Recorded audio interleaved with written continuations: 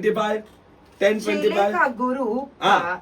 चेले का गुरु के और दास का स्वामी के बराबर होना ही बहुत है। गुरु के बराबर होना ही बराबर है। जब उन्होंने घर के स्वामी को शैतान कहा, घर का स्वामी, जब उन्होंने घर का स्वामी यीशु को, बोलो अभी, मैच्योरिटी कौन है? मैच्योर्ड कौन है? जब घर का स्वामी, यीशु समझा रहे, देखो, जो अंत तक धीरज धरे रहेगा उसी का उद्धार होगा। मतलब अंत तक धीरज धरना मतलब क्या है? जब 25 में लिखता है, जब उन्होंने घर के स्वामी को शैतान कहा, यीशु को शैतान बोला,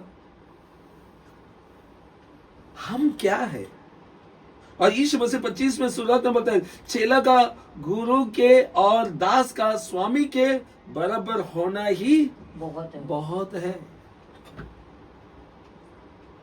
हम सहते नहीं, सह लो। वे लोग इसीलिए करेंगे कि उन्होंने ना ही यीशु को जाना है, ना ही पिता को। अगर हम मैच्योर है, हम पिता को जानते हैं, अगर हम यीशु को जानते हैं, तो जब वे लोग ऐसा हमारे साथ बर्ताव करेंगे, हम सब कुछ सह लेंगे, यीशु जैसा सहा। यीशु क्या बोलता है? जब उन्होंने घर के स्वामी को शैतान कहा तो उसके घर वालों को क्या कुछ ना कहेंगे। मतलब घर का स्वामी को शैतान बोला तो आपसे, यानी कि आप उसका सदस्य है, उसका घर का सदस्य है, बहुत कुछ कहेंगे। आप एक मैच्योर्ड क्रिस्ती के समान सब कुछ सह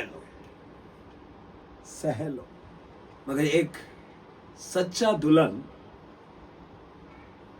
वो यीशु मसीह जो दुल्हा है, उसके लिए तैयार करेगा अपने आप को।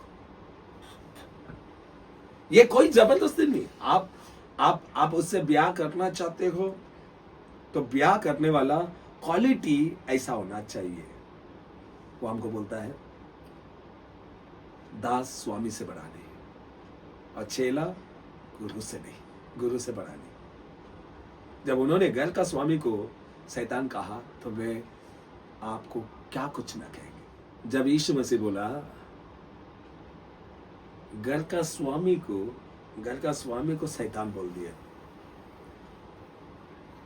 जब 5 रोटी 2 मछली को जब खिला रहा था, वो एक संदेश था। दो संदेश देखो। जब 5 रोटी 2 मछली जब खिला रहा था, वो एक संदेश था। वो संदेश को सुनने के लिए 5000 से ज्यादा लोग वो रोटी मछली खाया, जय जयकार किया।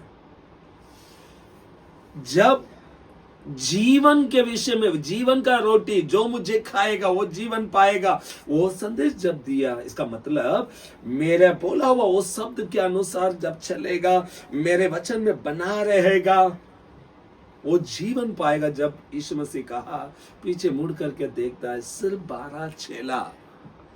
अगर यीशु मसीह के संदेश से सिर्फ 12 चेले खड़े हो सकते, परमेश्वर बोलता है अगर घर का स्वामी के साथ उन्होंने ऐसा बर्ताव किया तो घर का सदस्य के साथ निश्चय वैसा ही बर्ताव होगा। और ये संसार समझने के लिए कठिन है।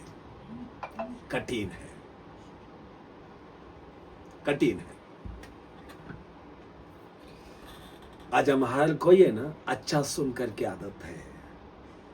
हम सब nursery, junior, senior, first standard उधर ही है और कई सालों से बोलते मैं क्रिस्ती हूं, मगर आज तक हमारे अंदर सहनशीलता नहीं है, गुस्सा का कंट्रोल नहीं है। जरूरत पड़ने पर मुंह से अन्य भाषा बोलने वाला अपने मातृभाषा में सब आती है। दुख की बात वही है, हकीकत में हम समझ रहे थे मेरा अंदर अच्छा पानी है, हम पवित्र आत्मा से भरपूर होते हैं, मगर देखो जब तुम्हारे अंदर क्रोध, जब किसी के विषय में गुस्सा आती है तो आप कैसा रिएक्ट करते हो। आप सोचो कितना कड़वा है, उसे पता नहीं चलता है कि हम कितने झूठे हैं। ना ही हम पिता को जानते थे, ना ही हम यीशु को। अब ये लोग क्यों ऐसा करेगा, क्यों ऐसा रिएक्ट करेगा? वो लोग ना ही यीशु को जानते हैं, ना ही पिता को। यही किताब बोलती है जब उन्होंने मेरे साथ ऐसा बर्ताव किया, निश्चय आपके साथ बर्ताव करेंगे। और यीशु मसीह एक बात बोला, तब आनंद और मगन होना। क्यों? स्वर्ग में तुम्हारे लिए बहुत बड़ा फल है। सह लो। मैं बोलता हूं वो लहू के खातिर, वो सूली की खातिर सब कुछ सह लो। अगर वो सह लिया, हमको सहना है।